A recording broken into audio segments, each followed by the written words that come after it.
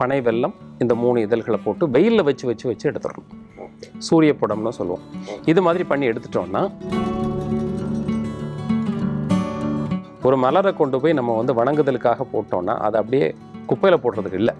இப்போ எல்லா கோயில்கள்லையும் எல்லா வழிபாட்டு தலங்கள்லையும் மலர் என்ன ஆகுது,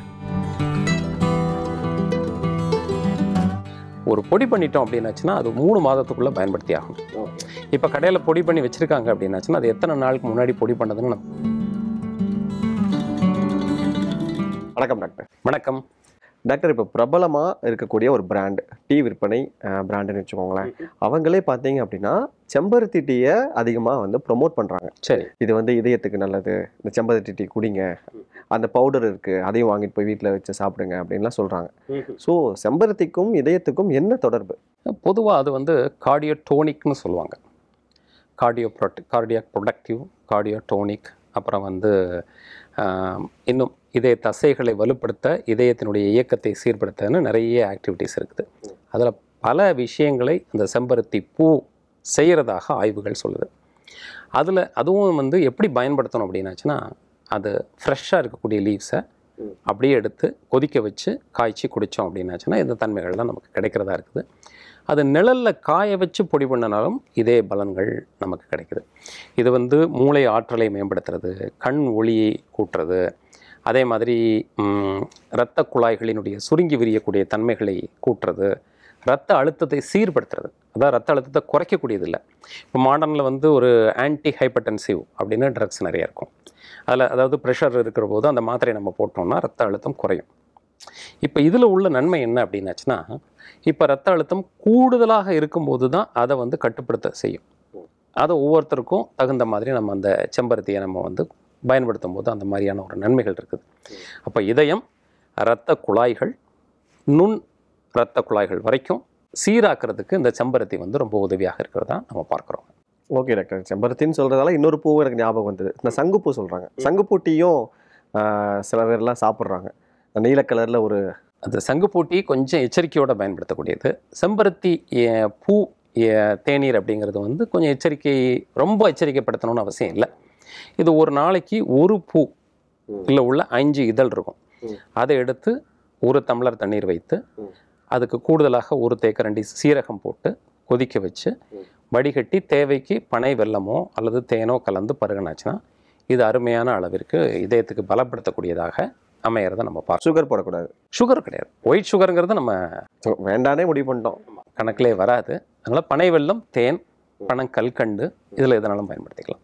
டாக்டர், இப்போ சங்குப்பூ வேண்டான்னு நீங்கள் சொல்லிட்டீங்க இல்லையா? இப்போ தாமரை பூவையும் நம்ம சாப்பிட்லாம், தேநீராக போட்டு சாப்பிட்லாம். கட்டாயமாக தாமரைப்பூவும் பாதுகாப்பானது. வெண்தாமரைப்பூ, இந்த வெண்தாமரை இதழ் அப்படிங்கிறது பொறுத்த வரைக்கும் 2 உடலில் உள்ள 2 உறுப்புகளுக்கு சம்மந்தப்பட்டது. ஒன்று வந்து இதயத்தை பலப்படுத்தும், இன்னொன்று வந்து மூளை ஆற்றலை மேம்படுத்தும். அது நினைவாற்றலை கூட்டுறதுக்கும் வெண்தாமரை, இதயத்தை பலப்படுத்துறதுக்கும் வெண்தாமரை. அதை ஒரு சிம்பாலிக்காக காட்டுறதுக்கு தான் வெண்தாமரை இதழில் வந்து கலைமகள் அமர்ந்திருக்கிறதாக ஒரு சிம்பல். ஓகே ஓகே, அந்த கலைமகளே அமர்ந்திருக்கிற அளவிற்கு ஒரு உன்னதமான ஒரு மலர் அப்படிங்கிறத நமக்கு காட்டுறதுக்கு தான். ஞாபக சக்தி கூடும், இதய இயக்கம் சீராகும். 2மே வெண்தாமரை.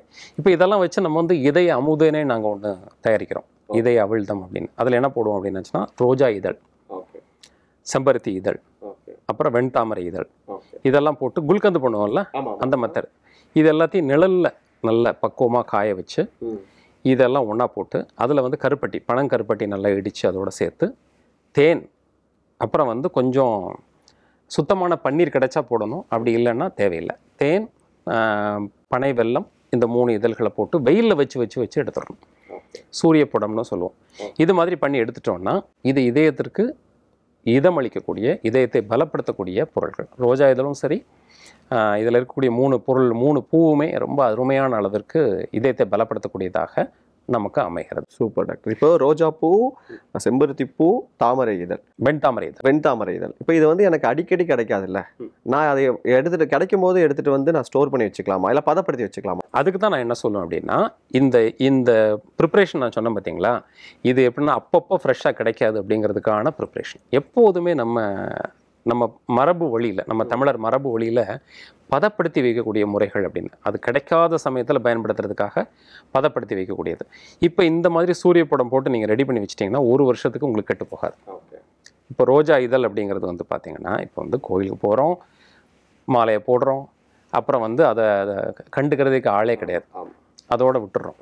என்ன முறை அப்படின்னாச்சுன்னா, உண்மையான மரபு வழியில் உள்ள முறை அப்படின்னாச்சுன்னா, ஒரு மலரை கொண்டு போய் நம்ம வந்து வணங்குதலுக்காக போட்டோம்னா அதை அப்படியே குப்பையில் போடுறதுக்கு இல்லை. இப்போ எல்லா கோயில்கள்லேயும் எல்லா வழிபாட்டு தலங்கள்லேயும் மலர் என்ன ஆகுது, மல்லிகை பூவாக இருக்கட்டும், ரோஜா பூவாகட்டும், தாமரை ஆகட்டும், நம்ம வந்து இப்போ கொண்டு போய் கொடுத்துட்டு அதுக்கப்புறம் திரும்பி கூட பார்க்காம வந்துடுறோமே. என்ன முறை அப்படின்னாச்சுன்னா, யாவர்க்குமாம் இறைவருக்கு ஒரு பச்சிலை அப்படின்னு திருமூலர் வலியுறுத்தி சொல்கிறார். என்ன பண்ணணும், வழிபாட்டு தலங்களில் போடக்கூடிய அந்த இலையாகட்டும், அந்த மலர்களாகட்டும், அதை முறைப்படி பக்குவப்படுத்தி யாருக்கு தேவையோ அவங்களுக்கு கொடுக்கணும்.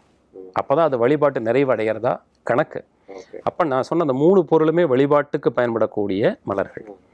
ரோஜாவாகட்டும், செம்பருத்தி ஆகட்டும், வெண் தாமரை ஆகட்டும், இதை 3யுமே வழிபாடு முடித்த பிறகு மொத்தமாக சேமித்து நிழலில் காய வச்சு நம்ம வச்சுக்கலாம். இதை அதுக்கப்புறமா நான் இந்த குல்கந்து மாதிரி இந்த பனை கருப்பட்டியும் தேனும் கலந்து வெயிலில் வச்சு நம்ம எடுத்து வச்சுக்கிட்டோம் அப்படின்னாச்சுன்னா, குழந்தைகளுக்கு அருமையான நினைவாற்றலை கொடுக்கக்கூடிய ஒரு பொருளாக இதை பயன்படுத்தலாம். இல்லை எனக்கு ரோஜா இதழ் கிடைக்கல, பரவாயில்ல விட்டுருங்க, செம்பருத்தி கூட கிடைக்கல, பரவாயில்ல விட்டுருங்க, வெறும் வெண்தாமரை தான் எனக்கு கிடைக்குது, அதை மாத்திரம் வச்சுக்கோங்க. இல்லை வெண்தாமரையும் கிடைக்கல எனக்கு, ஏதாவது ஒரு மலரை வச்சு கூட இதை பண்ணிக்கலாம். 3 வேணும்னு அவசியம் கிடையாது, ஏதாவது ஒன்றை வச்சு கூட நம்ம பண்ணிக்கலாம். நீங்கள் வெண்தாமரை இதழ்னு சொல்கிறீங்க, இப்போ அந்த பிங்க் கலரில் இருக்கக்கூடிய அதை பயன்படுத்தக்கூடாதா? பிங்க் கலரில் இருக்கிறதுல வந்து அவ்வளோ மருத்துவ குணங்கள் வந்து வேறு மாதிரியே இருக்கும்.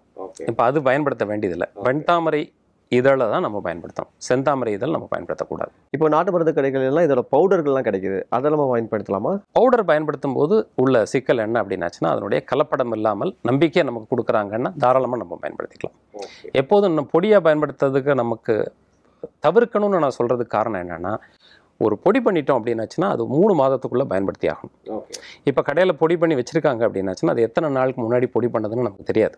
இப்போ இதெல்லாம் வச்சுருக்காங்க அப்படின்னாச்சுன்னா அது பரவாயில்ல, அது கூடுதல் நாள் வரைக்கும் நம்ம வந்து பயன்படுத்திக்கலாம். பொடி ஆயிடுச்சு அப்படின்னா அதை வந்து 3 மாதத்திற்குள் நம்ம பயன்படுத்தி ஆகணும். அதனால தான் நம்ம பொடியை தவிர்க்க சொல்லி சொல்கிறோம். இப்போ 3 பூக்கள் நம்ம பேசிகிட்டு இருந்தோம், அந்த பூக்களோட ஃப்ரெஷ் இதெல்லாம் நம்ம போட்டு பயன்படுத்துகிறோம் அப்படிங்கிற ஒரு விஷயம். அது காய்ந்த இதழ்களாக இருந்தால் அதே மருத்துவ குணங்கள் அதில் இருக்குமா? கட்டாயமாக இருக்கும். காய்ந்த இதழ்கள் நிழலில் காய வைக்கணும், வெயிலில் பண்ணக்கூடாது, தூசி எல்லாம் இல்லாமல் ஒரு பாதுகாப்பாக. அதாவது நிழலில் காய வைக்கிறது அப்படிங்கிறது வந்து ஒரு மிகச்சிறந்த முறை. காற்றோட்டம் இருக்கும், அந்த வெயிலினுடைய வெப்பம் இருக்கும், நேரடியாக சூரிய ஒளி படாது. அதுதான் வந்து நிழலில் காய வைத்தல் அப்படின்னு பேர். அப்படி காய வச்சு எடுத்துக்கலாம். நம்ம அப்படி காய வச்சு நம்ம எடுத்துட்டோம்னா அதனுடைய தன்மைகள் குறையாமல் நம்ம பயன்படுத்திக்கலாம். டாக்டர், இப்போ செம்பருத்தி தேநீர் இருக்கு இல்லையா, அதை வந்து தினசரி பருகலாமா, இல்லை ஏதாவது இதய பிரச்சனை இருக்கிறவங்க தான் பருகணும் அப்படின்றது இருக்கா? இல்லை, தினசரி அது வந்து ஒரு ஊட்ட உணவு, மருந்துணவு அப்படின்னு ஒரு கேட்டகரி இருக்குது. அதில் பார்த்தீங்கன்னா தினமும் பயன்படுத்தலாம். பிரச்சனை இருக்கிற போது பயன்படுத்தலாம், பிரச்சனை இல்லாத போதும் பயன்படுத்தலாம். இப்போ உதாரணத்துக்கு இன்னொன்று சொல்கிறேன் கேளுங்களேன். இப்போ வந்து இதயம் சார்ந்து இருக்கிறவங்களுக்கு எங்கள் வீட்டில் செம்பருத்தி இருக்குது, அதை பருக சொல்லிட்டோம் அப்படின்னாச்சுன்னா, அவர் சொல்லாத ஒரு வியாதியும் அவர்கிட்ட இருந்தது. அவர் என்கிட்ட சொல்லலை, இதயத்துக்காக வந்தார், அவருடைய ஸ்கேனை காமிச்சார், நாடி பார்த்தோம், மருந்து கொடுத்துட்டோம், அவரை இதை சாப்பிட சொல்லிட்டோம். அவர் கொஞ்சம் ஒரு 2 மாதம் கழித்து வந்து சொன்னார், ரொம்ப நாளாக எனக்கு வந்து யூரின் இன்கான்டினன்ஸ், அதாவது நீர் போகிறதுல கட்டுப்படுத்த முடியாத ஒரு சூழல் இருக்கும். ஏன்னா அடிக்கடி யூரினரி இன்ஃபெக்ஷன் வரும் அவருக்கு. அதனால் இந்த யூரின் இன்ஃபெக்ஷனால் ரொம்ப நேரம் அவரால் யூரினை கட்டுப்படுத்தி வச்சுருக்க முடியாது, சிறுநீர் கட்டுப்படுத்தி வைக்க முடியாது. இந்த தேநீர் நான் குடித்த பிறகு பார்த்தீங்கன்னா அந்த சிறுநீர் பாதையில் இருக்கக்கூடிய அந்த கிருமி தொற்று போயிடுச்சு, அந்த இப்போ வந்து கொஞ்ச நேரத்துக்கு யூரினை கட்டுப்படுத்த முடியுது அப்படிங்கிற ஒரு விஷயத்தையும் சகோலையும் சொன்னார். அப்படிங்கிறதுனால இது வந்து உடலில் இருக்கக்கூடிய பல்வேறு இடங்களில் இது வேலை செய்யுது. செம்பருத்தி அப்படிங்கிறது இதயத்திலே மட்டும் இல்லாமல், இரத்த குழாயில் மட்டும் இல்லாமல், அடிப்படை திசுக்கள்லேயே அது வேலை செய்யுது. அதனால் இது வந்து உணவாகவும் பயன்படுத்தி கொள்ளலாம், மருந்தாகவும் பயன்படுத்தி கொள்ளலாம். இது எந்த ஒரு பக்க விளைவும் ஏற்படுத்தாத ஒரு பொருள் தான். தாராளமாக தினமும் கூட நம்ம பயன்படுத்தலாம். Super doctor. இப்போ செம்பருத்திகள்லேயே நிறைய வகைகள் இருக்குது, எந்த மலரை நம்ம எடுத்து பயன்படுத்தலாம்? சிகப்பு செம்பருத்தி தான் அது முதல் தரம். அப்படிங்கிறது வந்து ஒரு பூ இருக்கும் பார்த்தீங்களா, ஒரு இதழ் ஒரு 5 இதழ் இருக்கும், 5 இதழ் இருக்கக்கூடிய ஒரே பூவாக இருக்கும். ஆமாம் ஆமாம், அது ஃபர்ஸ்ட் குவாலிட்டி. ஓகே, அதுக்கு அடுத்தது அடுக்கு செம்பருத்தின்னு சொல்லுவாங்க. ஆமாம், அதுவும் அதுக்கு அடுத்தபடியாக நம்ம பயன்படுத்திக்கலாம். இந்த 2 தான் நம்ம வந்து.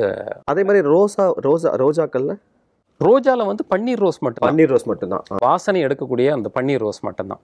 தாமரையில் எடுத்து நல்ல வேலை சொன்னோம், இல்லைன்னா ஊட்டி ரோஸ் எடுத்து. அது நல்ல வேலையை வச்சு. கரெக்ட். ஓகே.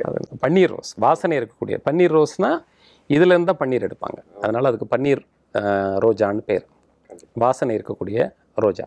தெளிவான விளக்கங்கள் டாக்டர். Thank you sir. நன்றிங்க, வணக்கம்.